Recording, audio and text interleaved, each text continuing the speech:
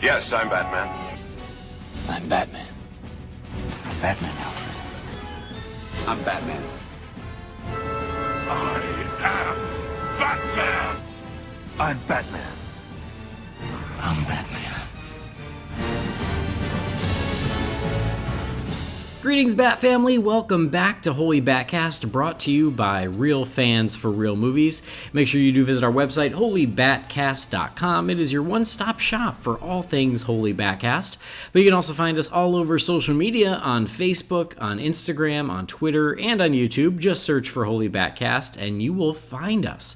If you love the show, if you love it so much that you want to be like make it official, you want to put a ring on it, you can do that on Patreon. You can go to patreon.com/holybatcast, and a big thank you as always to all our patrons who do that. You don't have to. The show's free.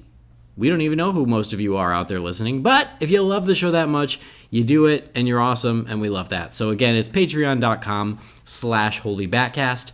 We are a proud part of the Real Fans Podcast Network, so if you're looking for other shows to check out, you can check those out at rf4rm.com. Special little shout out to another member of the network, Grim Grinning Hosts, just because they're not on, we can't get their show to post to our website, so you can listen to that one too. As always, I'm your host, Andy DiGenova. I don't even know my own name. It's Andy DiGenova. You can follow me on Instagram and on Twitter. It's just my name, Andy DiGenova, ANDYDIGENOVA. Now, this episode has become something of an annual tradition. We are going to look back at the new season of Gotham Season 5, now that it has wrapped up. We're mostly going to talk about the finale, but I'm sure that we will mention other things about the season as well, because that's just what happens. And joining me for that is definitely not Jamie Drewley. Whenever I do a Gotham episode, I got to call in the Batman fans who aren't ashamed to admit that they watch Gotham. So first of all, he's our very own Harvey Bullock. It's Guy Milks. Hey, Guy. Oh, I'm happy. I got Harvey Bullock. Nice. Yes, nice. How you doing, man? I'm doing good. How are you, Andy? Good. I don't think we've had you on since the last Gotham episode. We did the Final Frontier episode since the last episode of Gotham. Oh, okay. I think. I can't keep track of anything. Yeah. Well, you know. I'm getting old. It just goes out. Don't know. It'll never come back. Also joining us, he is our Jim Gordon. It's Jeremy Lloyd from Dark Tower Radio. Hey, Jeremy. Well, unlike Jim Gordon, I am sporting a mustache, and for longer than 5 minutes. Nice. Wow, we're just getting into spoilers like right away? Right away. What the heck are you doing, man? There's only 3 people that watch this show, and they're all on the and show, we're all here. So. There you go. I mean, does anyone care if they get spoiled? If they care, they've already watched it. I guess I should have said Guy is also from Dark Tower Radio, because, like, he might as well be your co-host at this point, right? Yeah, I mean, unlike you, I haven't figured out how you get rid of the Guy Milks once you let him in. I mean, you seem to... You can't get it. You can't get it over the counter. You need a prescription. The Guy Milks rash just persists. You need. It does. Yeah. It does.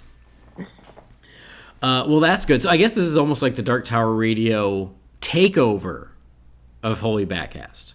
Yeah, I mean, we kind of had a Please Rewind takeover at Dark Tower Radio on the last episode, so... Wow. Oh, that's right, because it was Jamie and Guy, right? And Tim Rooney. Oh, Tim was on there too? Yeah. Oh, was that for Pet Sematary? Yeah. Yep. Oh, well, you could have just taken the day off, Jeremy. I could have if somebody else would have recorded it, but I know Tim needed a break, and Jamie doesn't know how to work anything but his cell phone, so... I know, I right? think problems with that. He tries to record his podcasts on an abacus.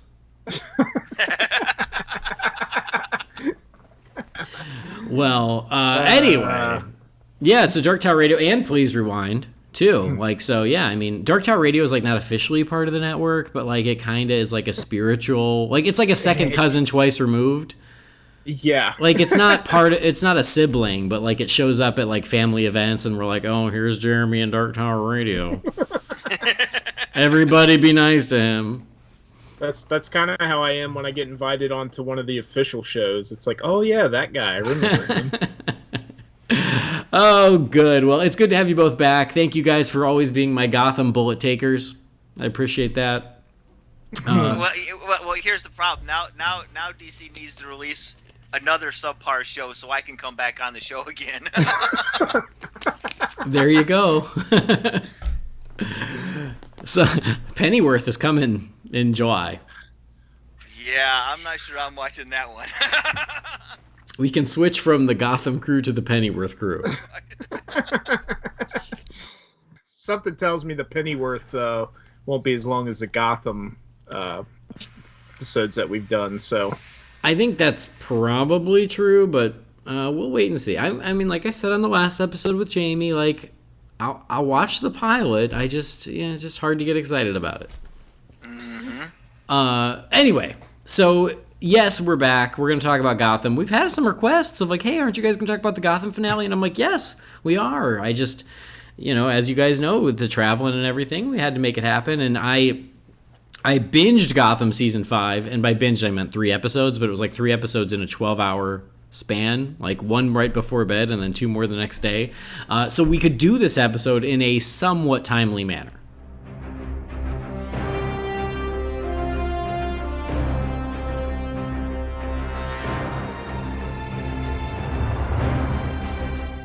This was a shorter season of Gotham, season 5, so they got like a half-season order.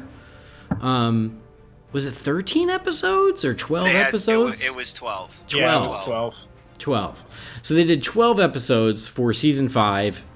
They knew that going into the season, and so that they could plan accordingly for their big finish. And so now that time has come and gone, and Gotham has wrapped, and now we have the answers to all the questions that we were asking.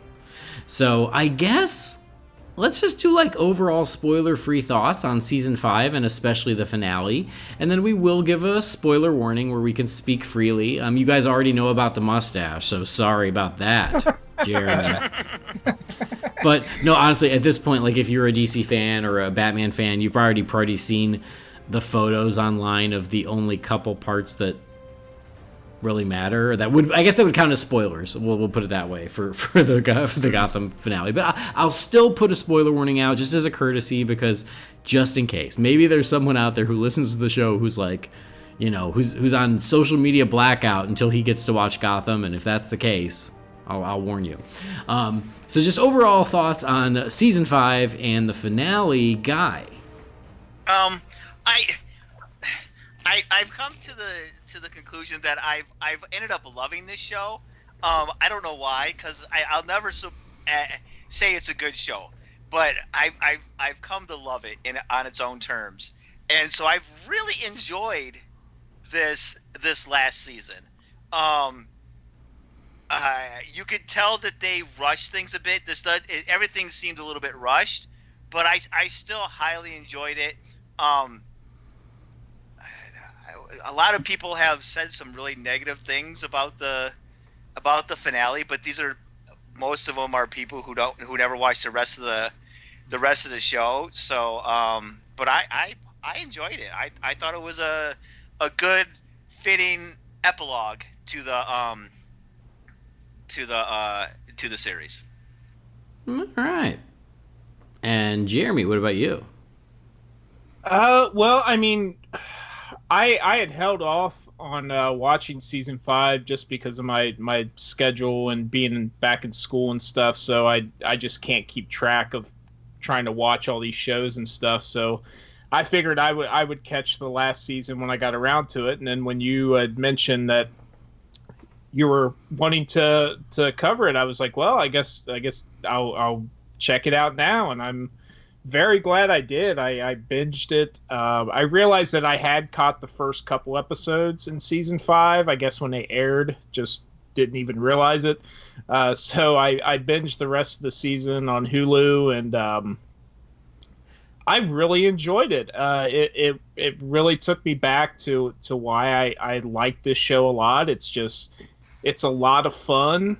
Me and Guy were talking about it the other night when we recorded for Dark Tower Radio, off mic, not recording, but just how fun the show is, and I know people got really offended with this show early on and jumped ship off of it because it just muddied up the water for the Bat mythos. And for me, I just it was just a lot of fun, and I love that the show it seemed to kind of find its way later on, as the seasons went on, and it kind of changed directions, and it gave us so many things. I think that's something people don't realize is it gave us so many things that we've never seen on screen for the Bat mythos. And season 5, like Guy said, you could tell that they were under a time restraint. I would even say this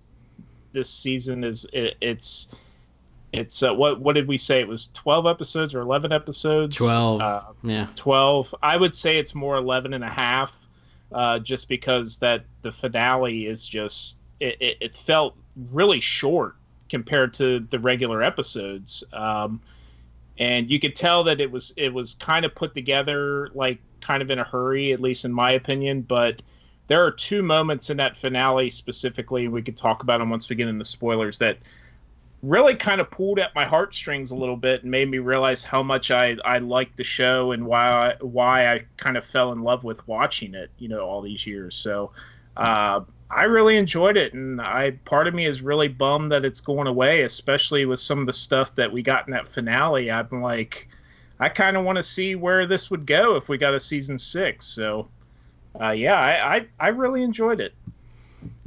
Right. Well, what's interesting is I tweeted out that I was watching the finale for this episode, and I was going to hashtag Gotham or Gotham finale. And when I put up hashtag Gotham, you know how it gives you options of things that are trending? Right.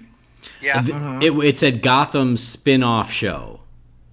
And Yeah. it doesn't mean there's one's planned, but it means that there's a group of people on Twitter who are pushing for just that of like Yeah. oh, push it forward and now do Batman with this cast and with these characters. I wouldn't hold my breath for that, but apparently you're not the only one who would like to see it go forward.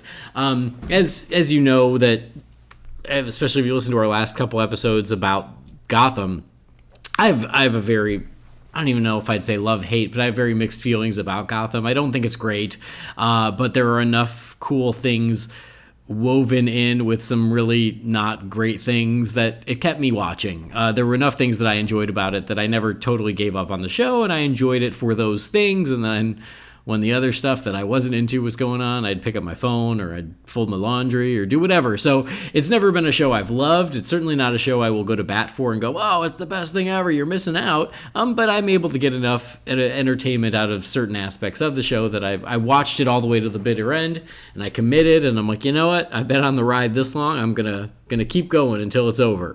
So season 5, I thought was okay. They're much like, consistent with the rest of the show. There were some things in season 5 that I enjoyed and I appreciated, and things that I liked of what they did. And there was some other stuff that I thought was not so great. I do think it was interesting that knowing that it was their final season, it didn't feel like they were in a rush to get to the end. Like without the finale, it just felt like another season. It didn't feel like, it didn't feel like we're starting to wrap things up. And that's, I think, a missed opportunity is like, you got 12 episodes. This is leading to the end. Use all 12 episodes to start to get to that end point. But instead it felt like 11 regular episodes and then a finale tacked on at the end. Mm-hmm. So that was interesting because I thought the entire season 5 was going to be, I didn't expect it to be a season of Batman. I was very realistic with my expectations on that. But I did expect it to, every episode to take a couple steps closer to congealing everything into where the finale would eventually take us. And it never felt that way. It just felt like, oh no, this is the season we wanted to do. We wanted to do No Man's Land, so we're going to do 11 episodes of No Man's Land. And then you get the finale 10 years later, and that's what that is. So there were things that I enjoyed about the season. There were things that, I don't know if I'd say I hated, but there's certainly things that just didn't grab me as much. I just think that they could have done a better job knowing, hey, you got 12 hours to tell your final story. I just feel like they could have planned better. I think Guy, I think you just said like 12 feels, or the finale feels kind of thrown together. And I felt the same way. I was like, but you knew it was coming. Like, how does it feel a little disjointed and thrown together? Like, you knew that you were going towards that. You had all summer to think about it last year. You know, season 5 didn't premiere till January, right? So, what the heck were you doing? Were you at home washing your tights? And then the finale itself, there were things I liked, but I didn't love it. I wish I did. And, you know, we'll definitely get into what worked and what didn't. I think, but my biggest issue with the finale was, like, there were some neat things, and I think the time jump was appropriate, and that's about what we expected anyway. And I liked that we had moments with all our major characters, but I felt like disjointed is the best word I can use. It just felt like, oh, here's a couple scenes with Oswald and Edward, and here's a couple scenes with Alfred. Here are a couple scenes with Barbara. We gotta get everyone in the episode, and we're done. It didn't feel like a story. It just felt like a lot of different elements kind of thrown together. So the finale was all right, but I was a little let down with it. And then, you know, there were certain things that I think certainly didn't work. So yeah, for me, Gotham remains what it always has been, which is a mixed bag. But there are definitely some bright spots throughout the show. There were some bright spots this season as well, and then there were some not so bright spots. But there were a couple things in the season where I felt like they're like, oh, it's our last season, and we never got to do Bane. Oh, hurry, we got to do Bane. You know, and there were things like that where, like, it was like they were pushing it off, and then they realized, oh crap, we only have a few episodes left. Let's get Bane in there. Let's get Scarface in there. And they pushed a couple things in there that seemingly came out of nowhere just because they felt like they kind of were out of time. So it almost feels like they because didn't they kind of set up No Man's Land at the end of season 4? So I almost feel like they shot themselves in the foot a little bit by setting up this bigger arc that, you know, and I don't remember when they got announced that the 5th season was going to be their last season, but it almost feels like they set up this big arc that I think they wanted to tell, and then they just kind of, you know, found out it was their last season. They kind of committed to telling that story, and it hurt them in the long run, I think. Yeah, I think they completed season 4 not knowing whether they were getting renewed, and then they did find out they were renewed, but for a shorter season 5. But still, they knew before they even started on season 5. So if they knew, okay, yeah, we've got to pay off No Man's Land, but at the same time, we know this is our final season, I think that there was a better way to do both. Mm-hmm. But it was almost like they were like, nope, we're doing No Man's Land, and we don't, you know, the finale will just be its own thing. Well, it seemed to me that, like, episode 11 was the finale, and then episode 12 was more of an epilogue of you know, what it seemed, because it ended kind of like any other season for 11, kind of ended on a cliffhanger type thing, you know, and then, you know, the next episode was the time jump. So that's what it felt like to me. So yeah, episode 11 could have been a season finale. That's true. Yeah. But I forgot what was I going to say. Yeah, I forgot. It's all right. All good. So anyway, I guess we'll put out the spoiler warning. We're going to speak freely from this point on. If you are worried about spoilers, come back later. I think you're okay, but I want us to be able to just talk about everything. So the spoiler warning is out there. It is available on Hulu and wherever else. Seems like Guy and Jeremy probably liked season 5 a little bit more than I did, but that's okay. Again, Gotham is a divisive DC show. to say the least. Yeah, it seems like it's kind of like 2/3 hate and then like 1/3 likes. But that's not quite the cult following. Or the people who watch it are just too afraid to admit it. Yeah. Which is certainly possible too. So anyway, that being said, moving up to to the finale. Like I said, it was very much no man's land. They did a couple things that I thought was interesting. I mentioned Bane. I remember when the photos of Bane came out. I think it was before the season even premiered. The photos of Bane came out, and that was a bit of a shitstorm because everyone thought it looked so bad. I didn't mind him in the show, honestly. My biggest thing was I feel like the showrunners of Gotham, all they know about Bane is from The Dark Knight Rises, because I think you're right. It didn't feel like they were doing a version of Bane from the comics. It felt like they were doing a new version of Bane from The Dark Knight Rises. So it was like an extra degree removed from the original character. So I just got the feel like they even tried to kind of give him the voice, the Tom Hardy voice, but without the accent. And I actually liked Shane West's voice. I thought it sounded cool. But Nolan is the one who gave Bane the respirator. That's not a part of the character, because Bane, it's usually going into his head or the back of his neck is where the venom is usually going, and so no one was like, oh well, I'm going to put it in the respirator, and so they were like, you got to give him a respirator because it's Bane, and I'm like, but you don't. But I think that maybe you guys just watched Dark Knight Rises. I do feel like that version of Bane is still just eclipsed all other versions of the character in our pop culture. I mean, I know even South Park has played with that before. Yeah, and it's just it's going to take somebody to come along to really reinvent that character in our pop culture, because the Tom Hardy version is just what everybody thinks of now when they think of Bane. Yeah. And again, maybe it was a conscious decision. I've never been clear on Gotham as to how much research they do, because there are certain things where I'm like, did they do it because they're like, no, we want to do a version that pays homage to Nolan, or did they do it just because they don't know there are other versions? I just can never be sure. But when you look at it that way of oh, it's a spin on the Nolan version as opposed to a spin on the comic version, then you kind of understand why they landed where they did. Yeah. Yeah. Well, the whole show, it's very much a hodgepodge of all kinds of different influences. That it's like, oh, I read this in the comic once, let's throw it in the show. You know what I mean? Or I saw this on Batman 66 once, let's throw it in the show. That's what it always felt like to me. Like they were trying to add all these different influences. So.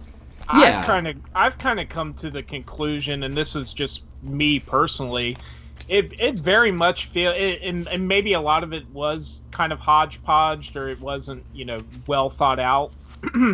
But I mean, to me, Gotham as a whole, if somebody was going to ask me what the show is, I mean, it really feels like an homage to just the Batman mythos, just the whole history. I mean, because there's so much stuff that they kind of nod to from other films, from comics. I mean, just everything is in this one show. And yeah, some of it works really well, some of it doesn't. But I mean, there's just so many things that they put in the show that if you're a fan of the character in this world, I mean, you can't help but, get kind of a kick out of it, I think, in my opinion.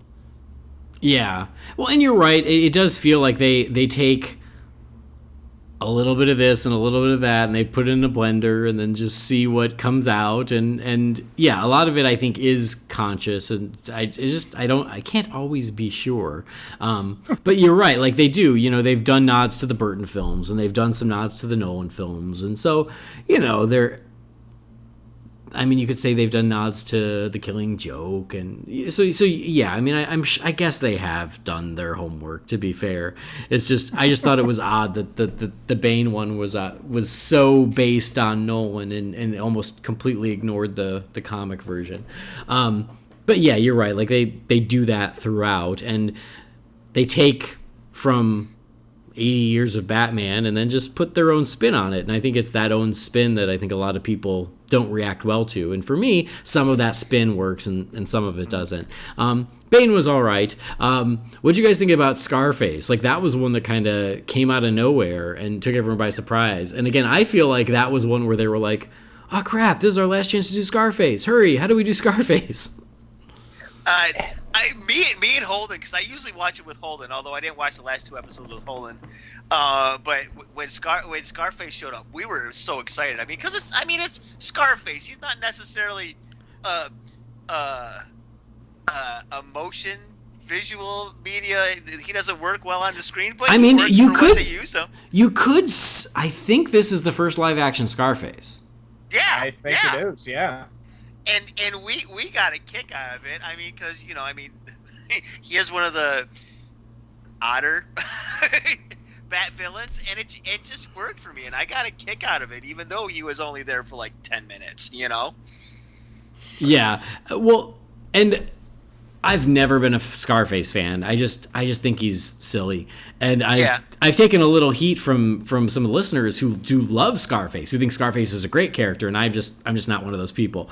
And so they're like, "Oh man, I'd love to see Scarface in a movie," and I'm like, "Oh, I just don't think I could take it seriously."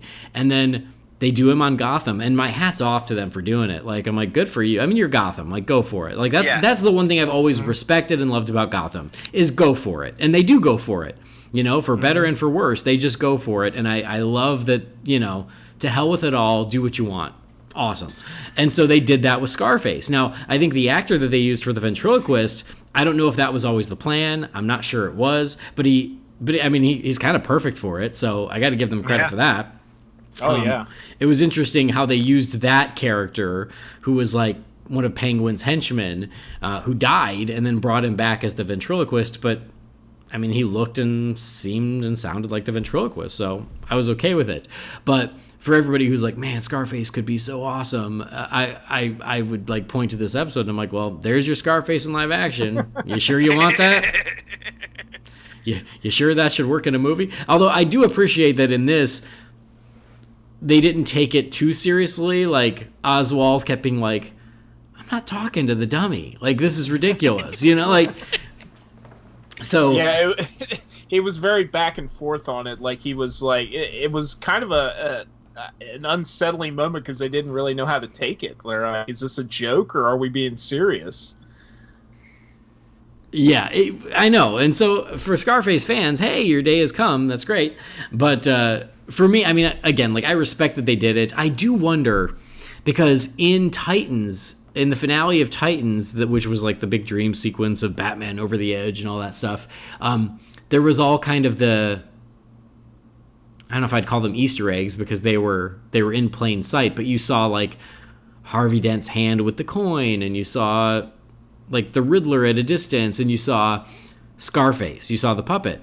And I was curious, like I'd have to look it up, like, is it the same puppet? Did they just like get double duty out of it? Because that was like the closest thing, maybe they already had it. I don't know. Do they talk to each other? I was just curious. I have no idea. I mean, I could see them not being able to get the budget to make 2 Scarfaces. They're like, well, we already have one in the storage. Go grab that one. Exactly. We're not paying for another one of those. Well, especially for Titans, like Gotham, I get it because, like, hey, that's the whole episode, so you probably got the money for it. But for Titans, for a little cameo, and I use that word lightly, like, would you sculpt an entire puppet just for that quick cameo, or do you go, hey, I heard Gotham's doing Scarface, can we borrow that? And what's funny is before we were recording, I was trying to find a list online because I was wanting to come here tonight with just a list of all the villains that Gotham fit in these 5 seasons. Because, man, I mean, other than maybe a couple I can think of offhand, I mean, I think they hit every one of them, at least a cameo. Yeah, I mean, that's a great point. I mean, I feel like for the Rogues Gallery, I can't think of any biggies that they did not touch. Yeah. So obviously Penguin and Riddler were series regulars from the very beginning. Poison Ivy, 3 versions. Catwoman, Mr. Freeze, Hugo Strange, Scarface, Bane, Harley Quinn, Joker. They did a Clayface early on, didn't they? They did a Clayface. They did Mad Hatter, Pig. Of course, Professor Pig. Firefly and Freeze. Scarecrow, Firefly, yep. So, like, of the biggies, Ra's al Ghul, obviously. Yeah. The Court of Owls. Yep, Court of Owls, true. So trying to think of are there any of the biggies that they did not get around to? And I can't think of any. They officially and unofficially did Joker and Harley, but they're not allowed to say that. So. Yeah, okay, so this is the thing, right? You sent me this article being like, hey, have you ever read this? And I didn't know if I had, and then when I did read it in preparation for this episode, and I was like, oh, I do think I read that. But it was an article from about a year ago from the end of season 4, them kind of explaining about Jerome and Jeremiah are not the Joker. They're not the Joker. The Joker is still out there somewhere watching from the wings, but they're not the Joker. And maybe the real Joker is inspired by them, but they're not the Joker. And they're not allowed to call him the Joker, and he's not allowed to have green hair. And it's like, okay, but then in season 5, you drop him in the chemicals at Ace Chemicals, and then you put him in the purple suit, and he's the Joker. Why are you... do they just have to officially say he's not, even though he totally is, to cover their butts? Well, Jeremy stated this last night that him not being able to find a name was kind of an FU to WB for not letting him use the Joker name. Totally. Mm-hmm. Yep. So I which I got a kick out of. I like the guy that plays the Joker. I think he does it. I think he did a very good job with each incarnation that he did, being that he did 3 or 4 different Jokers. That's the point I was going to make. I mean, this guy, he's got 3 or 4 Jokers that you could look at and be like, yeah, I like that one, but I didn't like that one so much. And then to find out that they couldn't actually use the Joker officially, I kind of wonder if maybe that's why they toyed with it the way they did, because they couldn't really develop their own Joker and call him the Joker. So they almost just kind of paid homage to the Joker's history by just having their character do all these different versions of him. Yeah, I know. And it's so silly though, because if you can go that far and that close to Joker, why are we even splitting hairs at this point? Why does it even matter? Just let it be the Joker. Who cares? It's so silly. But yeah, I didn't love every version he did, but I liked some of it. And so to your point, a lot of credit goes to Cameron Monaghan, I think is his name. Yeah. For having to reinvent the character multiple times and try to find a new spin every time. Like every other episode almost. Yeah. And then to your point, Harley Quinn. Harley Quinn was pretty big in this season. I think she just got a cameo in last season, but this season she actually was around, but they couldn't call her Harley Quinn. But it's so obvious, it's Harley Quinn, so... I feel like you either can do it or you can't. But this, doing it 90%, but we didn't say it was Harley, is just silly to me. Well, it's just as crazy as the fact that Batman shows up, but no one says Batman. Yep. That's true, yeah. It's just as, we all know what Gotham is building to, and then he shows up at the end, and he's a friend. They don't call him Batman or anything. Oh, he's a friend. What? Come on! I almost wonder if the guys at Gotham were trying to do, because CW has been pretty successful in this. Is hey, maybe if we push enough, maybe they'll give us the green light and say, okay, you can do this. Yeah. But they never got the green light, so. Yeah, it did. It felt like they were seeing how far they could push the line. Like a little kid testing boundaries with their parents. And they were able to it seemed like they were able to kind of keep pushing the line out, but they never got the line removed. Yeah. Because they got really freaking close. And again, if the story is, no, this isn't the Joker, if that's really the story, great, commit to that. But don't say that when I'm watching it and you're like, oh no, it's the Joker. Right. And again, I think that was their workaround is, for whatever reason, he could have white face, he could have red lips, he could laugh, but he couldn't have green hair. Why is the green hair the deal breaker? Why is that? Because the final look in the finale, that picture was released, met with nothing but cheers from the fans. Everyone loved it. That is sarcasm. And I was like, you know what? I don't think I would hate it if he had hair, but he's bald and he's got just a couple weird little strings of hair on his head, and that's what doesn't work for me. But if that was the one big rule, the big no-no is you can't say the word Joker and you can't have green hair, they were like, well then we'll make him bald.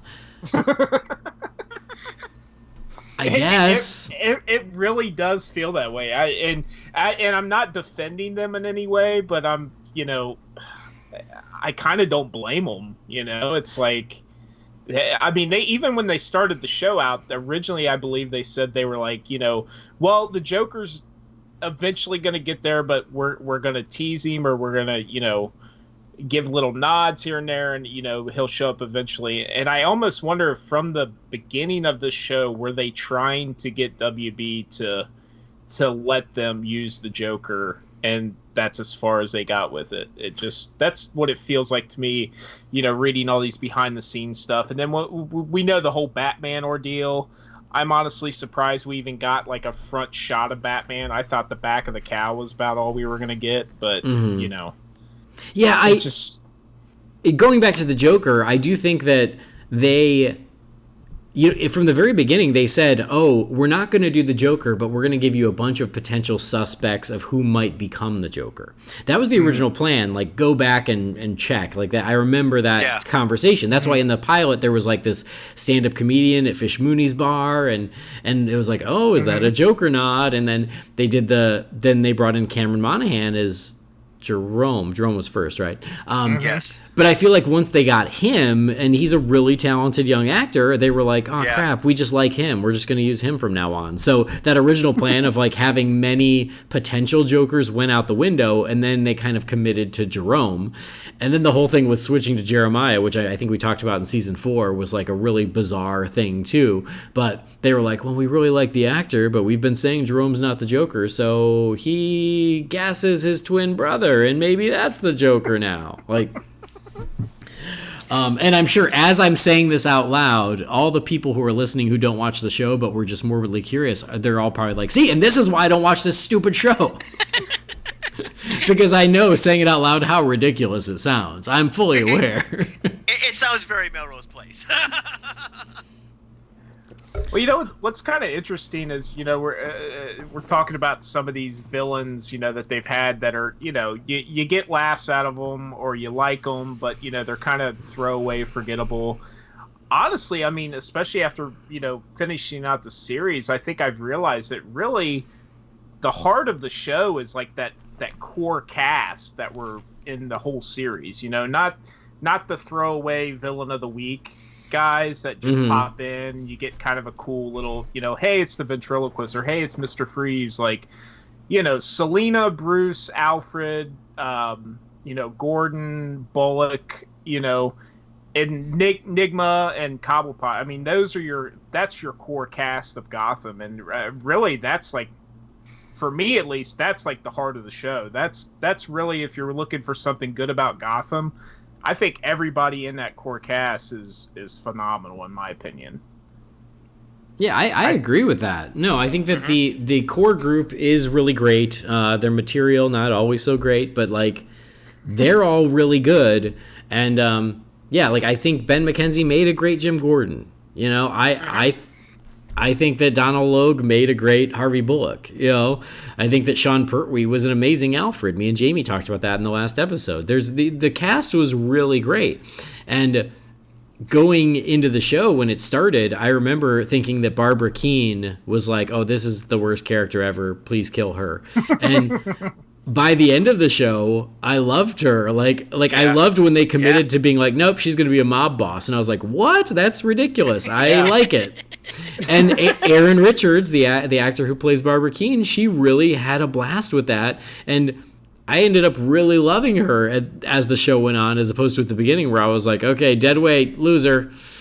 So, and then, I think that, for me, the MVPs have always been Penguin and Riddler. Robin Lord Taylor as Oswald Cobblepot and Corey Michael Smith as Edward Nygma. For me, those have always been, I think, the best of the show. I think that they've always been the most fun to watch. I think that the showrunners know that, which is why I think we got just as much Oswald as we did Jim Gordon. And I think in the finale, seeing the two of them fully formed, like Penguin and Riddler, like I had a blast with that. That was probably my favorite thing. I wish they had done more, because they don't really do much in the finale, but I thought they looked great. I thought they were having fun. I always like watching the two of those guys bounce off of each other. So I think they've been a highlight of the entire show, and I think that for the finale, to get that final Riddler and that final Penguin, I was really happy with that. And I loved the portrayal of the characters. I absolutely loved his Riddler, and I did love his Penguin, because it was very much a cross between DeVito's and Burgess Meredith. You know, they kind of meshed them together, you know, the personality-wise. I mean, obviously he looked nothing like either of them until the end, but I highly enjoyed them. And I was like you with the Barbara Keene character. That first season, I'm like, oh, they need to get rid of her. She is so terrible. but she grows on you. And then Aaron Richards got to direct the Trial of Jim Gordon episode. That's right, she did. And I think Ben McKenzie wrote it, maybe? Like, I feel like when I saw that episode, it was like he wrote it, she directed it. I was like, oh, this is the cast takes over production for Gotham in this episode. Well, he ended up directing and writing quite a few of the episodes, if I'm remembering correctly. I mean, it almost became his show all the way around. Here's something I was telling Jeremy last night. The best part of this show is the passion actually the cast had in the show. I mean, they were always promoted on social media. They were always talking about how much they love being on the show, how much they love their characters. It was like Game of Thrones type passion that these guys had for Gotham, which I just absolutely loved. Mm-hmm. No, I completely agree. They were all in, and they appreciated the fans who loved the show, and they were there till the end, with one exception. Yeah. So Cameron Bicondova, who plays Selena Kyle, she's played her since the pilot, she sat out the finale. So Jeremy sent us a link on her Instagram, or maybe her Twitter. I think it was her Twitter. She posted this letter about she made the decision to not play Selena Kyle in the finale. It was 10 years in the future. She was an adult at that point. She thought that an important part of the legacy of the character was passing the torch to someone else. She said, a lot of thought went into the decision. It was her decision. And it's a very long letter, but she was very passionate and very proud and happy to have been part of the legacy of the character. And she learned so much. And you can read the whole thing. Go to her Twitter. So I think she has been great in the show all along. I've always loved her. I think she's been awesome. I've said on a previous one, I met her at a local diner in Burbank, California. She was just as lovely in person. She was very nice. That's great. And here's the random thing, completely off subject. Last week I went to that same diner. It's one of my regulars. I go there all the time. I saw Paul Dini there. So apparently that's where I see Batman people, is at that diner. Anyway. But I will say this, okay, if that's the case, if she's the one who said, you know what, like, I want, someone else, 10 years in the future, it doesn't make sense for it to be me, it needs to be an adult, pass the torch, okay, I respect that to an extent, but I still don't agree with it. I think that it was incredibly jarring for the series finale for everyone to play their character except for one who got recast. Well, you can't really say that the kid that played Bruce played, because he was only kind of because he may have been in the suit at the end, but he didn't play any of the other parts. No, but it was him. It was his voice. It was him. So they gave him the chance. So it's like, if anyone should have been recast, it should have been him. Like, I agree. He's the one where it would have made the most sense to recast. And I get it, like, for her, yes, when episode 11 ends, she's probably 18. So no, like, would she pass as 28? Not really, but am I willing to Am I willing to suspend disbelief so she can have her final farewell to the character? Yes, of course, because everyone else gets it. And to me, it just felt wrong, and I will say I don't think we're getting the whole story. I think there's something else going on. I have no idea what it is, but I just don't buy the story that she respectfully bowed out while everyone else came back for the finale. I think something else happened. I have no idea what. I'm telling you that last scene between her and Bruce on the rooftop would have been much more effective if she would have been in the room instead of much more effective. I wish she would have been in too, because she's always been one of my favorites of the show. So I was really disappointed. I tend to agree with you. I've been trying not to voice it that way and try and keep it to myself. But since you broached it, I agree. There's something else going on. The letter she wrote felt so much like she was trying really hard to nip it in the bud. Like, it felt so like it was a very nice letter, and I do believe that she is honored to have played the character. I believe all that. But the whole thing of this was solely my decision, I don't believe that. Yeah. But I feel like she was trying to get ahead of it somehow, or her agent asked her to do it, or the showrunners asked her to do it. Like, whatever went down, they were like, let's get ahead of it.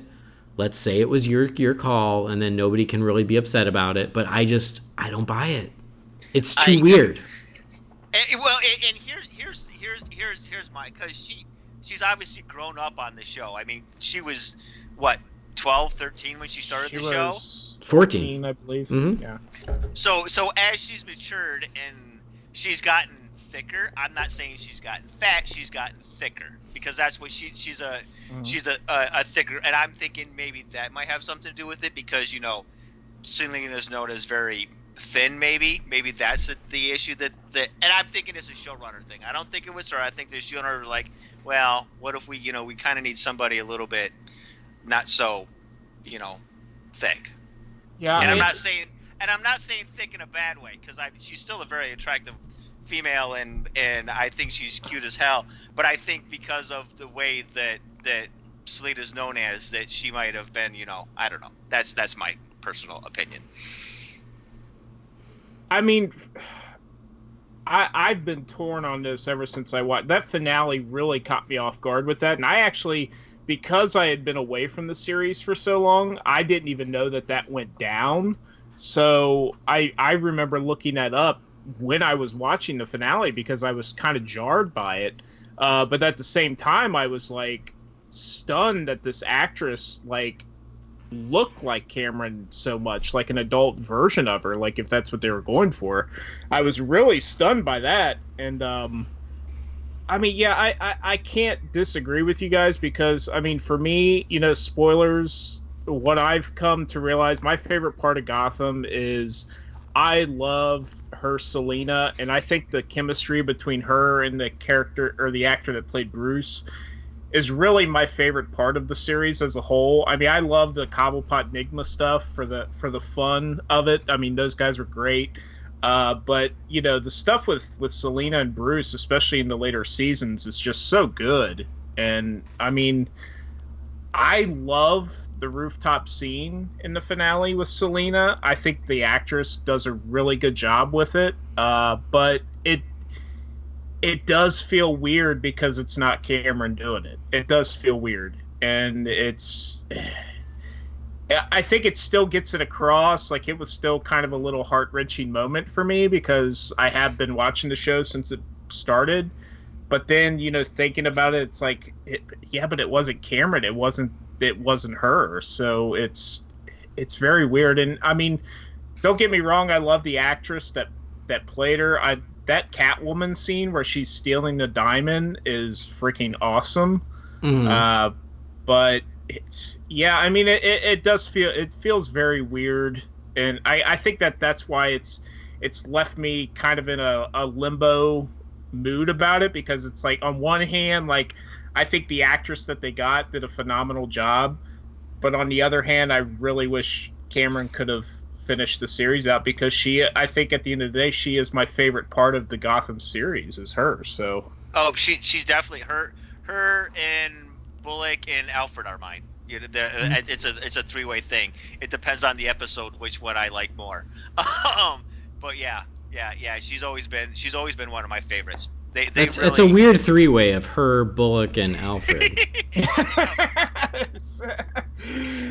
See, and I'm trying to be good because I'm on Holy BatCast, so I'm trying to be good. So Andy pulls it out. You're the one who said it. Well, this is true. Well, I think one of the things that, she brought to the character, I mean, she brought her own thing to it, but from the very first episode, she just always felt like Selina Kyle to me. I mean, she brought so many of the other interpretations with her, in her portrayal that, when we did our other Gotham episode, we talked about like how much she reminded us of Michelle Pfeiffer. Yeah.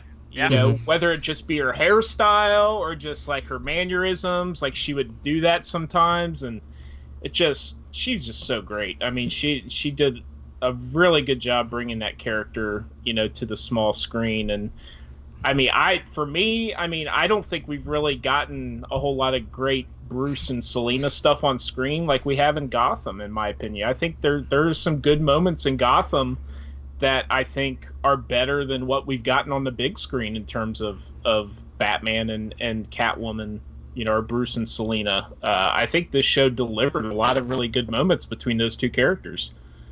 Yeah, I agree. And I think that she's been great the whole time, and that's why I was so bummed out, because this finale, this is us saying goodbye to these actors as these characters.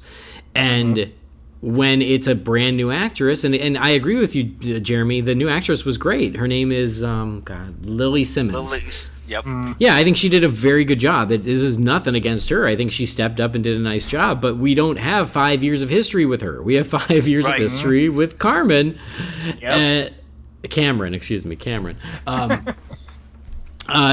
So like, we're not saying goodbye to the Selina that we knew. We're meeting a brand new one. And so you're right, the final scene on the rooftop, which actually I really liked that scene. I liked that conversation, even though I didn't like the way she was like, I only wanted you. And I'm like, what? Since when? Since like you've been pushing him away for 4 years. I've watched the show. Right. But hey, that's Catwoman though. She always plays cat and mouse with him all the time. Come on. I guess. But I liked the final scene with them, but it didn't have any emotional resonance because you're like, I don't even know you. Right. No, and that's exactly that's the way I felt. I'm like, if Cameron would have been on there, it would have been much. It would have felt better. Right. Because I mean, yeah, the new actress did a good job, but it just wasn't. It wasn't the Selina we don't bring the history with it. And I did love the final thing of, return the diamond, and then she's like, no way, or what, I forget what she says, but like hell. Like hell, yeah, that was I love that. Like that was really nice. So yeah, that was that was a nice thing. And as you said, like kind of the Catwoman scene earlier on, why they didn't give her ears, come on, like you put the Riddler in a question mark jacket, you can give her ears, she's Catwoman. But that scene was still cool. They just could have pushed it a little further. But yeah, when she takes the thing off, you're like, I don't know who you are. Yeah. You're not part of the family. You just showed up. You're trying to tell me you're Selina. I know Selina. Yeah.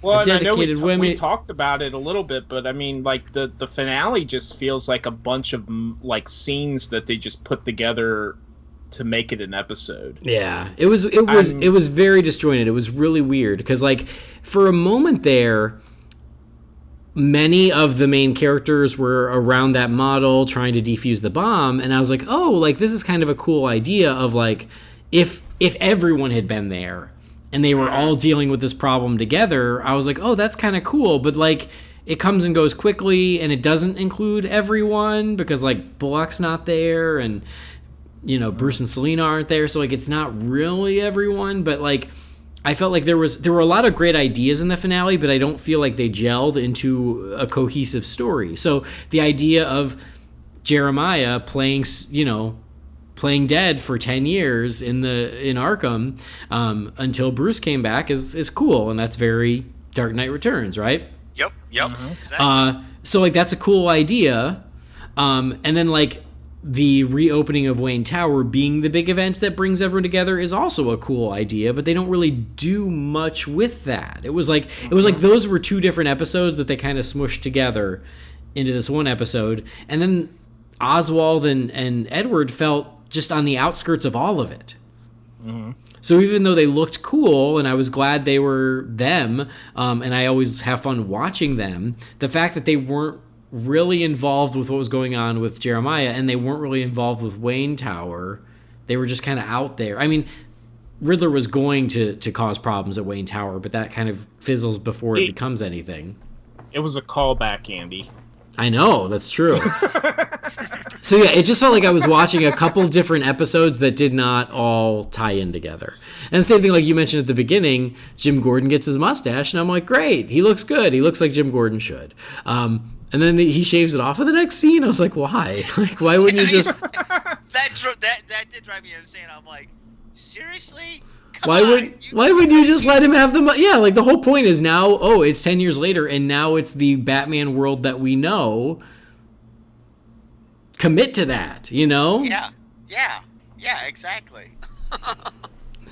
It's weird. So I like that Barbara kind of like went legit and became more of kind of like, you know, like became her own person. And yeah, I actually am kind of happy with that. You know, I was ready for them to kill her, but I kind of like that, you know, she was this mob boss and now she went legit and took advantage of the no man's land scenario and profited from it. I think that's kind of fun. I give props to Jim Gordon. I mean, this is the lady who murdered her parents, and he decided to get back together with her and have a child. I mean, well, it was just one time. Listen. She may be crazy. Doesn't change how good she looks. I will say, like, not it's not in the finale, but a couple episodes ago when she had just given birth. And Lee Tompkins was like wheeling her down that tunnel, and she's got the baby in her lap and a gun in each hand, and she's blowing people away, having just given birth. I'm like, that's pretty awesome. Yeah. I enjoyed the insanity of that. So like, but no, she turned out being a lot of fun because I liked her interaction with Ed when he's like, you used to be amazing, and she's like, I am amazing. The little kid, so little Barbara Gordon, who's going to grow up to be Batgirl, we all know. Like, it was funny because they had to have them hook up. They were like, oh shit, they have Barbara, so we gotta have Jim have a moment of weakness because otherwise this doesn't work. But the little girl, that was the little girl from Pet Sematary, wasn't it? Yes. I actually messaged Guy the night I was watching it. I said, holy shit, that's the girl from Pet Sematary.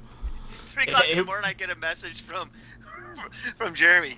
Oh my goodness, the girl that plays Barbara is the little girl from Pet Sematary. And I'm like, yeah, I know. Yeah, I was like, wait, I just saw her in something. What did I see her in? Oh, yeah, Pet Sematary. So she's working. Good for her. She's feeding the family. So yeah, in this mythology, in the Gotham mythology, Gordon is not married to Barbara. Gordon is married to Leslie Tompkins. Like, I really thought at some point they would backpedal on that and try to get it to match up to what we know about the Batman universe. But I guess they gave up on that a while ago. They were like, oh, well, whatever.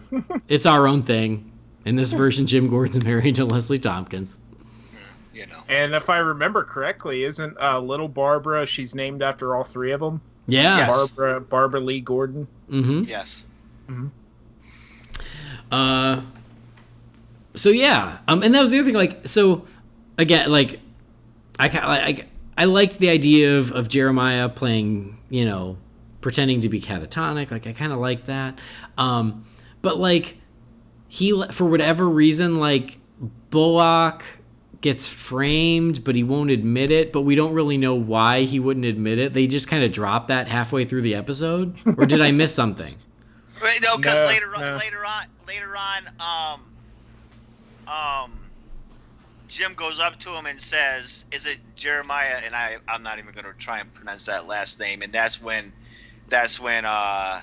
Bullock's like, oh, don't, they know, check for a wire. So there's a little payoff there. Well, no, but like they don't say what he threatened him with or whatever. Like, oh yeah, they never say no, I remember that scene. Like, he's so afraid of Jeremiah that he's willing to go to prison for it. But they never say like what was on the phone that he buckled and admitted to killing someone he didn't kill. It was just like this weird thread that they were like, oh, we don't have time to pay it off. Oh well.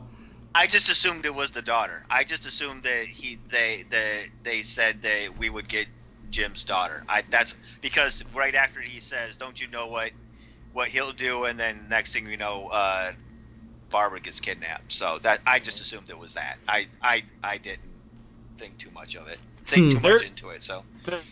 There's a lot of stuff about the finale that just feels very much like it was the last day of shooting and they remembered they had one more episode to shoot and they just kind of made it up on the fly.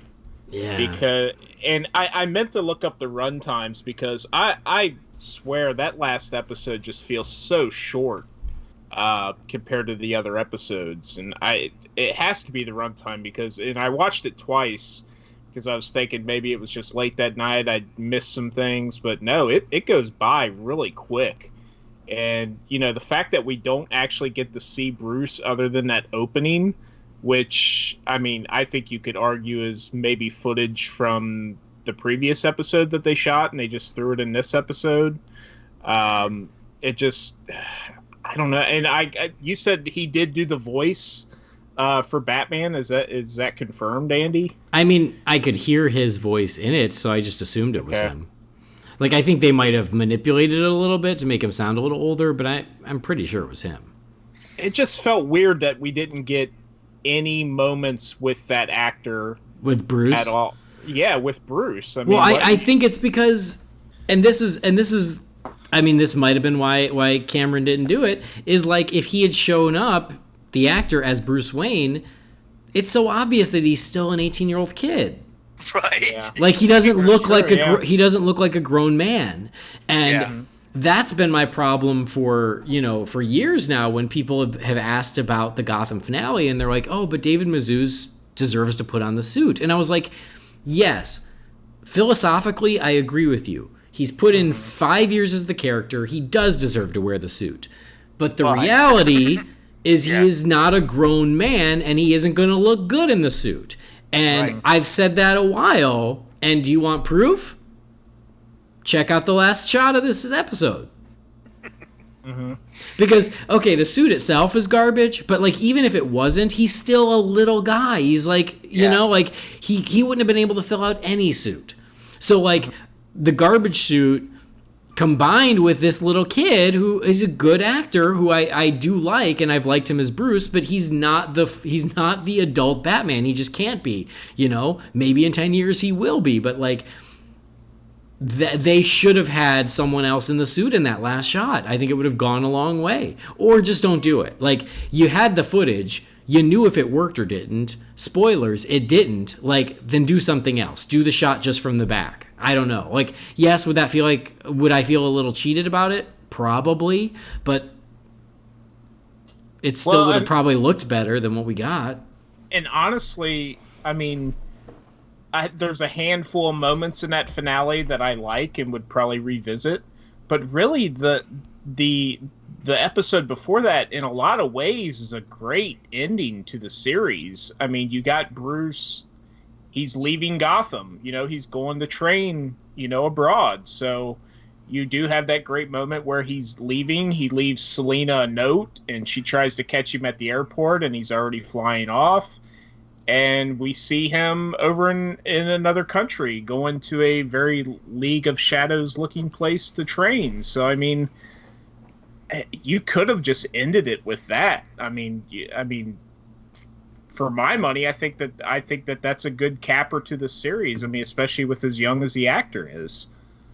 Yeah, well, I get that too, but I do think that people really would have felt cheated if that was where it ended. Yeah. I could have settled with that being the ending. But I have to admit, I do enjoy the fact that we got the 10 years later so we could see everybody be the characters that they've been building up to for the last 5 years. So, Yeah, So I mean, there were other ways to do it, but it's funny. It what it is it really is the Smallville finale all over again, which is I got more than I feared and less than I hoped. Yes. But again, yeah, like I'm sorry, like either invest in a better suit, hire a guy to wear the suit for David Mazouz, still let him do the voice, fine, if the last shot is, or have the guy up there and just have his face in shadow. Maybe that was a good compromise, but there were better ways to pull off that final shot. I'm glad we got to see Batman. I will always want to see Batman, but if Batman looks like a teenager wearing a suit that was made by his mom for Halloween, maybe you try again. I don't think it was quite that bad. It wasn't good. It was pretty bad. It was pretty bad. And then again, I chalked it up to this is his first suit, so of course it's not going to be the best thing ever. So nah, I ain't going with that.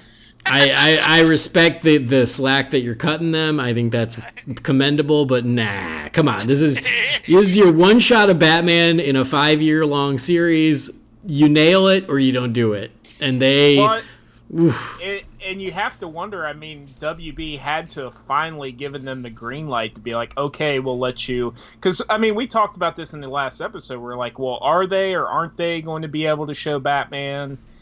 And I guess they got the green light to do it, and unfortunately, they didn't. They swung and missed with it in a lot of ways. They didn't. That ending shot was.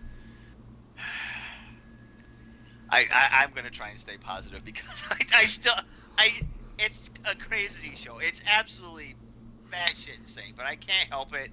I still really like the show, and it is for the characters and the passion that the people who play the characters had for the show, which is why I ended up loving the show as much as I did. I mean, there are plenty of things I have tons of issues with. So many things that I'm just like, yeah, that was just ridiculous.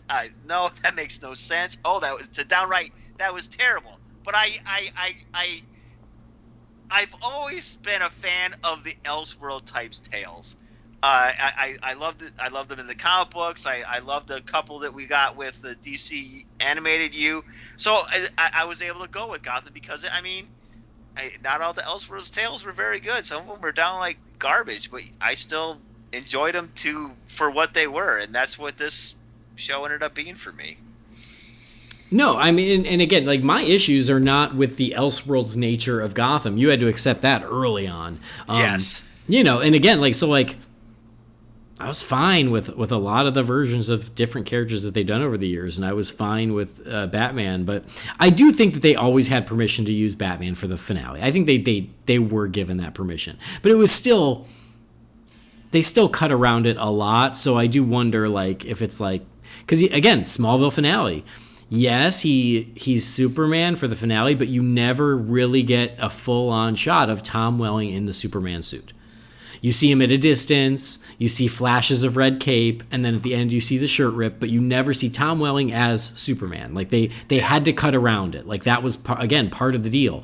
And here, probably something similar is okay, you can get one shot of Batman, but otherwise you cut around it. He's in the shadows. You hear his voice, blah, blah, blah, blah. I don't know what that gains them. Again, a lot of these rules feel why even bother at that point? But whatever. That's what it is. So I was okay with that. And honestly, if the plan had always been to just keep him in the shadows, you see a silhouette, you see him jump out a window, you see the voice, you see the gloves. If that had been the plan, I'd be like, okay, you can get away with your bargain basement Ben Franklin costume. You can do that. But that's a pull. Yeah. A lot of people are. That's a deep cut right there. Yeah, the young kids are going to go, but he wasn't dressed as Ben Franklin. Look it up, kids. Anyway, but if you want your final shot of your Batman show to be epic with your final reveal of Batman, pull it off, okay? Pull it off. Don't scrimp and save on that last shot. Make it work. Make it happen. I do think, like you said, I think there was a lot of fine print in the like you can use Batman because. But do you think the fine like, print said you can use Batman as long as he looks like shit? Well, no, but what I mean is like there's just a lot of like in this finale, like we talked about the moment with Selena on the rooftop. Like, yeah, it's great that she's talking. Like, why didn't she turn around? Why didn't we see them face to face? You know, why wasn't there any kind of interaction between the two?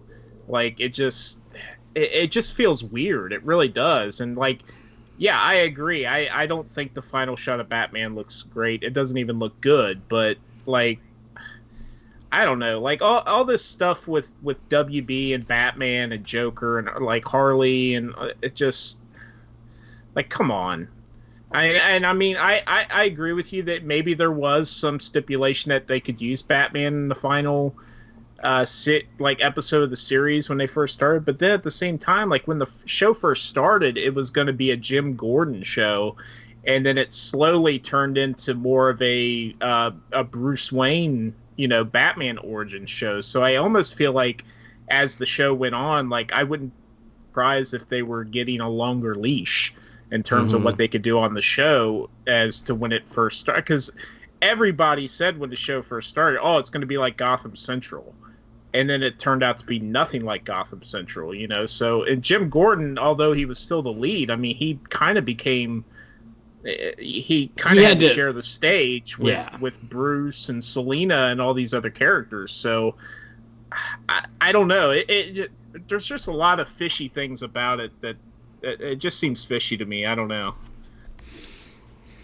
No, I think that's true. Like if you watch season 1 and then you watch what it became, I think that their original intent was to be more of a cop show in Gotham with smaller nods to the Batman mythos, and then they were like, oh no, people are watching the show because they want more Batman, so that's the way. Like in season 1, like you met young Jonathan Crane, who like he got like doused with some fear toxin, and like there's a scarecrow that kind of like its eyes glow, and you're like, oh, that's your nod to Scarecrow, but that's as far as they were going to take it. And then 4 seasons later, you got a fully in costume Scarecrow running around Gotham causing havoc.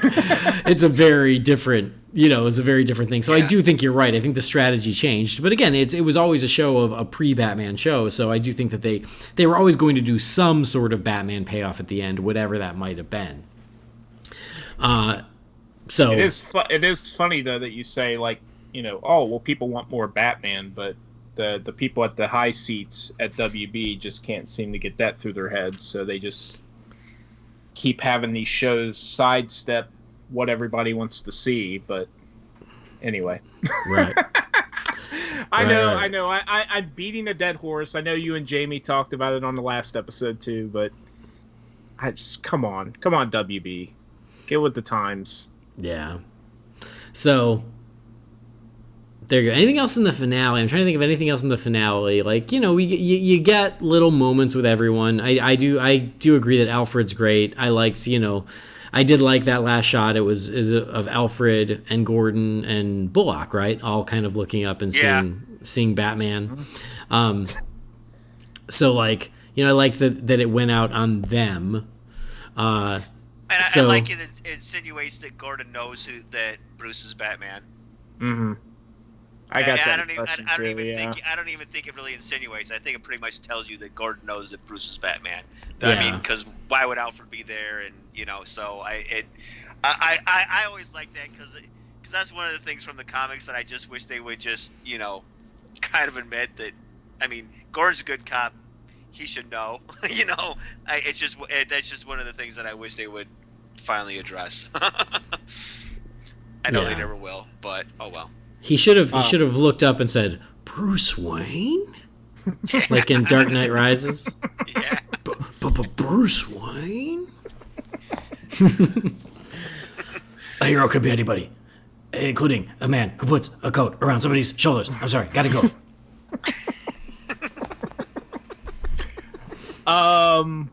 Are we not going to mention that we also got the mutant leader in this? Oh, yeah. We did. We got him a couple times. Yeah, we got a full-blown mutant leader in this there show. You go. Yeah, I mentioned that early in the season, but that was so early in the season I've already forgot about it. But yeah, he was pretty awesome. I liked him. He was just spot on. Looked like Yeah, he looked just like he him. looked like he walked right out of the comic. He like, doop, doop, doop. Yep. Yeah. Oh, all right. Well, Gotham, it's been a ride. It's been something. It's been real. It's been fun. Was the character of Jane Doe, was that one that was created just for the show? Because I don't recall her in the Batman. I don't know her either. Oh, So that was the that's other thing I was going to Yeah. mention is you got Jeremiah killing Harley, Yes. Yeah. which I kind of liked because it was unexpected, but at the same time, like I guess maybe that's their way of going. Oh yeah, it's not really Harley; it was just Harley 1.0. Well, See, she's dead. He did say there was other fish in the sea. Yep. Indeed, there are. And maybe that was their homage to White Knight. I still haven't read it, so I don't get that reference. Oh, I'm sorry. It's okay. I'll get around to it. Someday. I'm not worried about spoilers. It's my own fault for waiting this long. It's fine. But yeah, so that was the other thing. Like, but again, like, oh, we don't call her Harley, but she's in the red and black.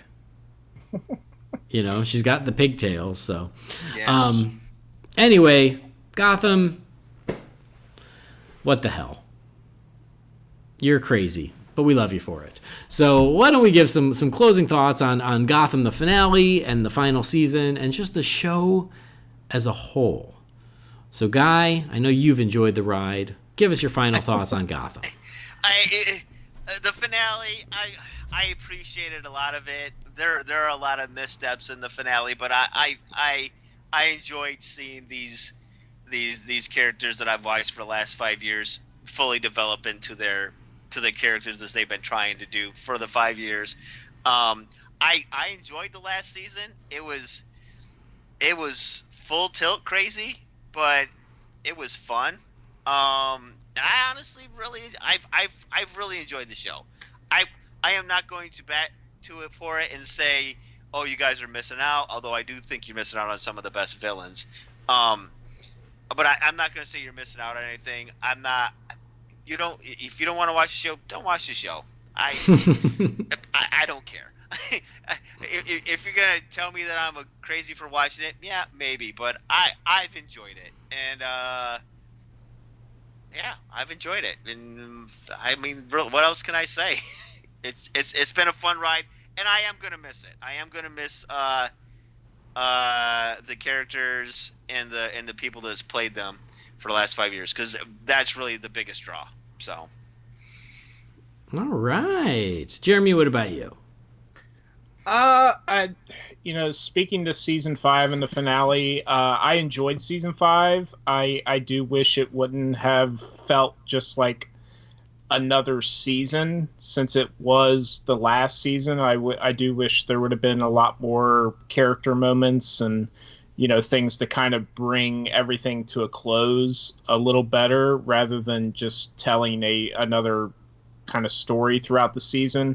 Even though I did like it, I thought a lot of the stuff was well done. It just, with it being the last season, I was hoping it would be a little more heartfelt and give the fans of the show a little more closure in terms of the characters that we've went on this journey with for 5 years, which it's crazy to think about, because I do remember watching the pilot, with my wife when it first aired, and like it seems crazy that it's been on the air that long, especially with as much mud that gets slung at it, and I do understand a lot of the criticisms, but at the same time I don't. I think a lot of people haven't given the show a really fair shake. There's 5 seasons now, so I think, if you jumped off after the first season or second season, I think the show evolved enough to where you could definitely jump into the show in some of these seasons, and I think there's something in there for every Bat fan. There's something to enjoy in the show, I think, regardless of your opinion of the show overall. I mean, it gave us so many, like we discussed on here, so many villains from the Rogues Gallery that you never thought you would ever see on screen. And we didn't touch on it, but I guess the showrunners tried for the longest time to get Condiment King in the show, which would have been really fun. That would have been awesome, yeah. So, I mean, I loved all the little villain of the week characters that they brought in. They were a lot of fun. Some of them were done better than others, but I respected the ambition and just, going for it. Like I said, I think the heart of the show and what I'll miss most about it is the core cast and the characters that have been with us from the beginning. Like I said, over the course of the series, the relationship between Selena and Bruce is what I think I liked most about the show overall, looking back. And, I am still torn on the finale with the stuff with Selena. I do, in my heart of hearts, I do wish Cameron would have done the finale. I don't hold it against the actress that came in, because I think she did a great job. It's just unfortunate that that's the only thing we're going to get from her for this character. So I do wish Cameron would have done the finale just to give us a final goodbye to everybody who's been a fan of her portrayal of Selena. So yeah, I mean, I'm like Guy. I am gonna miss the show a lot. We got the DC Universe app now. We got Titans. We got Doom Patrol. We got all these other great live action DC shows coming.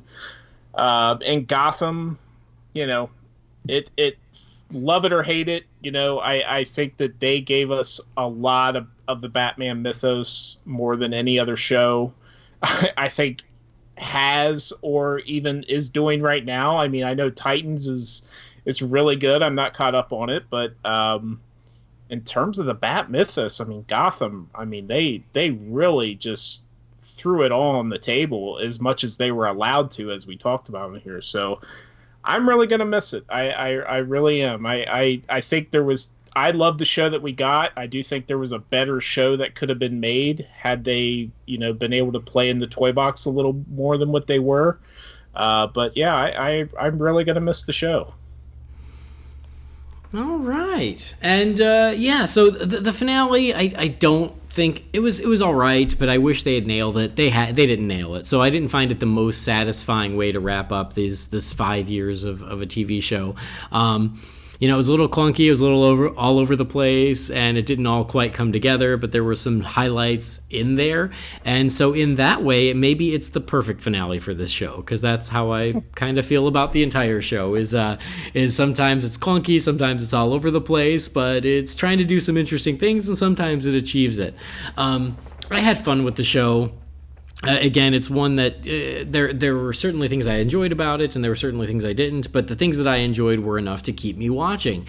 And those things are what both of you alluded to, is a lot of the different, more obscure parts of the Batman mythology brought to life in live action, and in some ways in a very satisfying way. We didn't give a lot of love to B.D. Wong as Hugo Strange, but how great was he? He was great. He was really so good, and they took full advantage of that character and that actor, and we got a really great live-action Dr. Hugo Strange thanks to Gotham. We got a really great live-action Scarecrow thanks to Gotham. We got a really great live-action Mr. Freeze, and a really great Penguin, and a really great Riddler, and those were the things that I liked watching the show.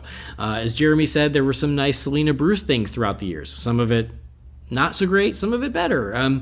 But the actors always showed up and always did a really good job. So I get the people who don't like it. I totally do, and I don't blame you. I get it. But I also think that, lighten up. It's just a TV show. The way people talk about it, I'm like, settle down. It's just a TV show. So, not the best show ever, but I respect that they went for it. I respect that they committed to the crazy, and that they took a lot of chances, and sometimes it worked, and sometimes it didn't. But you know what? They did it on their terms, and I like that they were given the freedom to do that. I like the good that came out of that, and I respect that they made the show they wanted to make. And so now we have another Batman series that you can maybe go back and revisit someday, but there are some really good versions. Oh, Mad Hatter, sorry. I loved the Mad Hatter in the show too. He was great. So there were a lot of good things to like about the show, and a lot of things that were, a little weird and a little silly, like Leslie Tompkins running the Narrows. weird. Like, you know, like when Bruce Wayne killed Ra's al Ghul and decided to actually become the carefree jerk playboy, and he had a fist fight with Alfred, and there's some weird shit in there too. I get it. But anyway, I respect the show for what it did. I appreciated it on its own terms, and you know, not everything's an A+, but there's some good stuff in there, and so I've enjoyed the ride, and I'm glad that you guys went on that ride too, and we could have these and we could chat about it. So Gotham, my hat's off to you. I salute you for doing your thing for 5 years. Most shows don't get to 5 years, and so yeah, you did you, and I respect it and I appreciate it, and I liked parts of it. And that's Gotham. So the Gotham finale, I almost wish the finale was a two-parter, because I feel like they could have done more justice of wrapping things up in that way. But c'est la vie. Maybe in 10 years they'll do a reunion show. David Mazouz will finally put on some weight and be able to fill out that suit. So there you have it, Gotham, the finale, the final season. If you enjoyed the show, I hope you enjoyed the ride. If you didn't enjoy the show, hopefully you at least enjoyed us chatting about it. So onward. We're going to need a new show to talk about. We'll figure that out as the future comes. So thank you guys for joining this chat. But before we sign off completely, as always, we've got to check in with you nice people, and we are going to open the Wayne Manor mailbox. It is time again for the Wayne Manor mailbox. You've got mail. Derek. What is a letter for me? Maybe temporary. She wrote a letter. You're one hell of a messenger. This is all, Master Wayne. All right, first message here is from the Red Arrow. It says, "Hey, Andy, Jamie, and guests. I apologize ahead of time if this message is too long. I just had a crazy idea for an episode. What if once you're done reviewing the rest of Batman the Animated Series, all your reviews were compiled into one episode or maybe two, since I'm sure there are hours and hours of discussion. I say this because I just love hearing you guys talk Batman the Animated Series, and this would be a super convenient way to look back and hear your thoughts about all the episodes. I know you're really busy, but I, on the other hand, would be happy to cipher through the show and find all the episode reviews and make this happen. I'm not quite sure how I could send all of the audio, though, given the file size. Possibly I could upload it to YouTube and send Andy the link. Maybe these could be bonus episodes of the show, since it is just reused audio of things that you've said over the course of the show. Anyway, sorry if I rambled. It's totally cool if this is something you don't want to do. Take care. Thank you for the wonderful content, and keep loving Batman. P.S. I don't think I've written in since you guys got the new theme for the Wayne Manor mailbox. Sorry, I don't remember who made it, but they did an awesome job." That's so funny. We were just talking about how catchy that tune is, and that's why it was the winner. Yeah, it's a very talented listener. His name is Gaurav Venkateswar. I still don't know if I'm saying his name right, but he is a sweetheart of a guy, and yeah, he did our Wayne Manor mailbox theme, and he also did the theme for Mickey's mailbox on Disorder. He's good people. So glad you enjoyed it. As for your idea for compiling all the reviews for Batman the Animated Series, I think you understand my reluctance, because yes, that just seems intimidating and a lot of work. I'll think about it. I mean, you wouldn't have to send me the audio, but like, I guess if you at least send me the list of episodes where we did reviews, because that would take forever, because we're talking like over 100 episodes. It's a lot. So, I mean, if it would be helpful, I will consider it. How about that? How that for a non-committal answer. But thank you for writing us. This message here is from Reverend Fraser.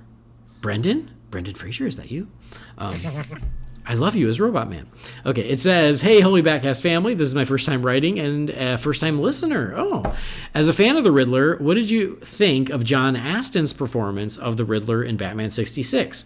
I watched the episode Batman Anniversary with John Astin as the character this past weekend, and I really loved his performance as the Riddler, and I wish he had come back to play the Riddler in more episodes."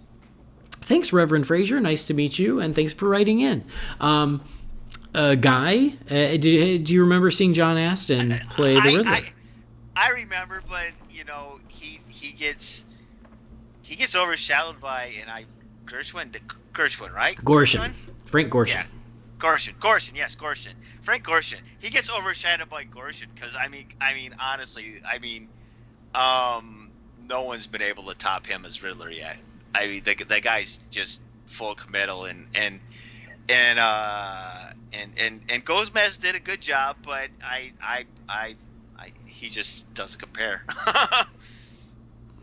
All right, Jeremy. I had actually forgotten about that till that listener gave you that email. I just actually, when you were reading it, I was looking it up and I'd forgotten. Yeah, he did play the Riddler on there for a short time. I'd forgotten all about that.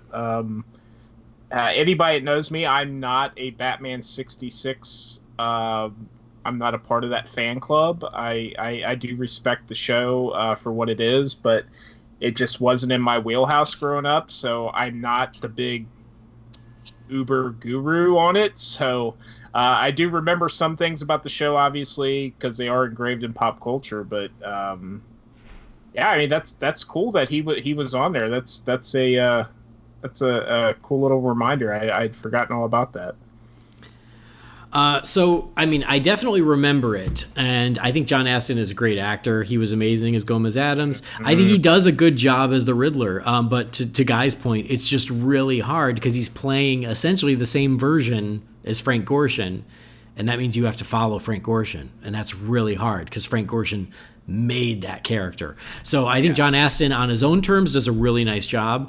I wish they'd given him a different villain though, because he deserved to have a villain to make his own instead of trying to, instead of having to follow Gorshin, which is tough. But yeah, that's always, it's funny because a lot of people forget that he did step into the green tights late in the show because Gorshin was unavailable.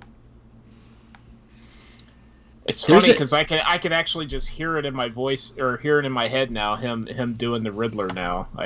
I must have seen those episodes at some point in my life because I can definitely picture it. Yeah, there's an episode I want to say in season 1, maybe season 2, where the villain is the Puzzler. And it's because Frank Gorshin was busy and they had written a Riddler episode, and so instead they just made up the Puzzler. And did the same script. Well, because he had a really, really, really big stand-up career, didn't he, Frank? I don't know. I don't know if he was stand-up. I just thought he was an actor, but I'd have to look it up. I thought he was a stand-up guy. I don't know. He was busy, I guess. So, anyway, interesting. Thank you for the message. Next message here is from Chase. It says, "Hey, I've been listening to you guys for only a few months, but you're so entertaining. Every time I listen to one of your podcasts, I get in the mood to either read Batman or watch Batman. So for that, I thank you. And I will just say, then we're doing our job. If we're inspiring you to want to consume more Batman content, then we're doing what we set out to do, and I'm so glad to hear it." Okay, he says, "Quick question. Have you guys read Batman When Earth Dies from 1990? I just finished up the first issue, and I'm blown away by how good it is. It's a story about Batman traveling to Russia to stop this person called the Demon, who is trained by KG Beast. I definitely can't wait to finish it, and if you haven't, I highly recommend reading it to see what you think. All the best, Chase." Chase, thank you for the message, and I've never heard of that one, Batman When Earth Dies. So I will check it out. I appreciate the recommendation. Guy, Jeremy, you guys know this run by any chance? Yeah, I was looking it up as you were reading that. There's a chance that I have that in my collection, but because that was the early '80s to the mid '90s, I was huge into comics, and there's a chance I have that, but I do not recall that. I'm gonna have to look it up and see what the run numbers are and see if I have it, and then give it a read again, obviously, because I like. It's the Demon. Is that what he said it was? Yeah. So of course I picture Etrigan. Well, yeah. So I'm gonna have to look that one up and see, because that the Demon, it kind of sounds familiar, but I could be mixing it up with something else that's going on too. So who knows? Yeah, I'm looking at the covers right now online, and it looks like there's 3 issues. What are they? Are they Batman or are they detective? They're Batman. The first one is Red Square, Bloody Square. The next one's called Underworlds, and then the one after that is called Earth Day Demon Knight. What's the numbers? 445 to 447. I got them. Well, look at that. 447. I do got them. I have them. Yep, I got them. I like that you have it right there in front of you. No, my comic books are 2 steps away from where I sit. Okay. Well, Cool. if he's like Jamie, he likes bagging his comics while you're recording with him. So. No. I'm going to see if it's on DC Universe. Oh. All right, cool. Next message here is from Ulysses George. It says, "Hey guys, I hope you're having a wonderful day. It's almost summer, meaning we are so close to Comic-Con and the Joker movie. You guys bring joy to this world. I have 2 questions. Number 1, are you looking forward to reading Superman Year 1, and do you think it's going to be like Batman Year 1? And 2, have you guys seen Daredevil Season 3? Personally, it's one of my favorites and based on Frank Miller's Born Again story. Anyway, thanks for the great show. Sorry for the long email. Ever since taking English class in college, I have to write an essay up to 10 to 14 pages. Have a great weekend." That one's not too bad. Not too long, Ulysses. Good job. Anyway, thank you for the message. Superman Year 1, yeah, I'm looking forward to it. Do I think it'll be like Batman Year 1? I don't. I think it'll be very different because I feel like Superman's first year is just going to look very different than Batman's. So yeah, I think that sounds cool. Guy, Jeremy? I don't think it'll be anything like, because who's writing Superman Year 1? It's Frank Miller. Is he really? Yeah, that's what I'm looking at right now. Yeah. Oh.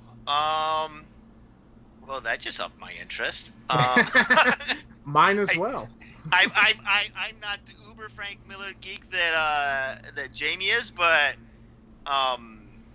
I respect when Frank does the I mean, because Batman Year 1's one of my favorites, so that upped my interest. Yeah, I don't think it'll be anything like, yeah, it can't be, because I mean they're 2 different characters, so, and the 2 different ideals, so yeah, I don't think it'll be anything like them. So Yeah. Jeremy, thoughts? I mean, I was looking it up as he was saying it. I had to find out that it's Frank Miller, which I assumed, but I wasn't sure. Yeah, I'm interested in checking it out. I am a big fan of Batman Year 1, and I agree with you guys. It's probably not going to be like Batman Year 1 for obvious reasons. And this is a 2019 Frank Miller, so I'm sure it'll have some different vibes to it because of that too. So it has some definitely craziness to it. Yeah. Yeah, I'm interested in checking it out. That might be one I actually go to the comic book store and pick up. All right. Cool. Yeah, I'm looking forward to it. And then the second question, Daredevil Season 3, I never got around to it. I'm so sorry. I watched Seasons 1 and 2, and then I never got around to Season 3. Too much stuff to watch. I haven't. I watched the first 2 also, but I mean, me and Holden are still trying to work our way through Punisher Season 2. So we haven't tried Daredevil. Holden saw it, and he highly enjoyed it. So I guess I gotta watch it. I'm in the middle of Season 3. I've been trying to get through it for about a month now, but I just can't set enough time aside to finish it up. But what I've seen so far, I really liked. I do like that we got Vincent D'Onofrio back as Kingpin. And from what I gather, I think we get a Bullseye in Season 3. I'm not that far along, but I think I know the character that's going to turn out to be Bullseye, but I've been on here before praising Daredevil, so I love Daredevil. Another show that I'm gonna miss, but I'm looking forward to finishing it when I get time. But like Andy, I don't have time to watch like all these shows that I would love to just sit down and watch all day. So also, when your friends are making you watch an entire season of Gotham for a podcast, this is true. And none of us watched Daredevil Season 3. Maybe we're the reason it got canceled.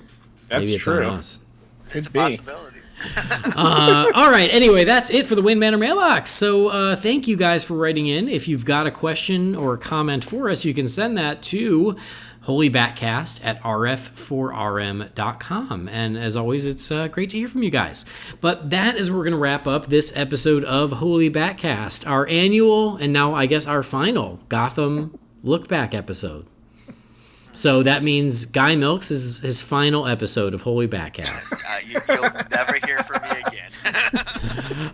No, seriously, always a pleasure, guys. Thank you for joining. Guy, always fun to have you. If the folks at home want to follow you, where can they do that? If you want to follow me, I'm on Instagram at galactic_scumbag. I'm on Twitter at galactic scumbag, and I'm always on Jeremy's couch over there at Dark Tower Radio. And plus, please rewind. I can't forget to mention that one. We're recording tomorrow night, so. Sweet. There you go. Jeremy, always good to have you as well. We plugged Dark Tower Radio a lot in this episode, but where else can the folks follow you? You can find me. I'm on Instagram every now and then at ConstantGeek19. My show, Dark Tower Radio, is on Twitter and Facebook. So I mean, it is on Twitter. I mostly post, stuff relating to Stephen King news and things like that. But I do chime in on other pages. Sometimes I'll chime in on Holy BatCast, but I mostly use it strictly for my podcasts and the content for that show. And yeah, like we plugged on here a couple times, I have my own podcast, Dark Tower Radio. It's an all Stephen King podcast. So we just released a review of 2019's Pet Sematary, and we had kind of almost a reminiscent of the Real Fans for Real Movies podcast on that episode. We had me, Guy, Jamie, and Tim Rooney. So it was a lot of fun. If you guys are looking to check out a review of that movie, you can check that out on our new episode. So sweet. Yeah, check those things out. And thank you guys, as always, for joining us for Holy BatCast. Thank you for downloading the show. And please do subscribe to the show so you never miss an episode. Please rate and review us on iTunes. And as Michael Keaton's Batman says, I want you to tell all your friends about me. Visit holybatcast.com. Follow the show on Twitter, Instagram, YouTube, and Facebook. Just search for Holy BatCast and you will find us. And again, if you've got anything for the Wayne Manor mailbox, you can email that to holybatcast at rf4rm.com. Or if you'd like to leave us a voicemail, you can do that too at 323-366-9246. And if you leave a voicemail, just make it about a minute and please leave your name. And there you go. That'll do it. On behalf of Guy and Jeremy, I've been Andy. This has been Holy BatCast. Thank you for joining us. We'll see you next time. Same bat time, same bat channel.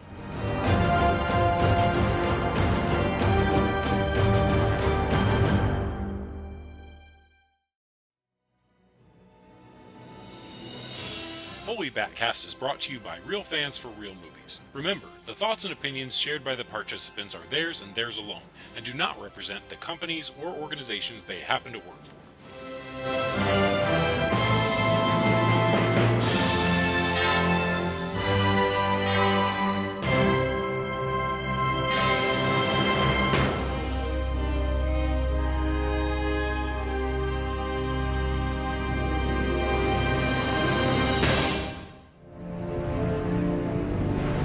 Yet in the darkness, there will be light. That's what we promised Master Bruce all those years ago in the alley.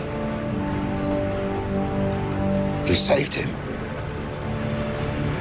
Gave him hope.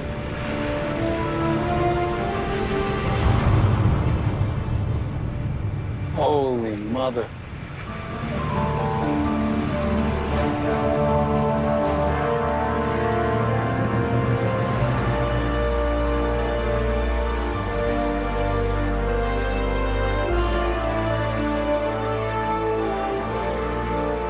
Who is he?